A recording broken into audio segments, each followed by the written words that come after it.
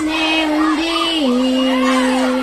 నీకై క్షణాల్లో పడిపోని మనసే ఏది ఆ బ్రహ్మే నిన్ను చేయడానికే తన ఆస్తి మొత్తాన్ని ఖర్చు పెట్టుంటాడే అందరా నీ కంటి కాటుకతో రాసే ఉంటాడే నాలుగు తీరాతలనే కుంకుమలా నువ్వే చేరగా ప్రియా కోటి వర్ణాలయ్యా వేకువలా నువ్వే చూడగా ప్రియా వెండి వర్షానయ్యా వేడుకలాగా.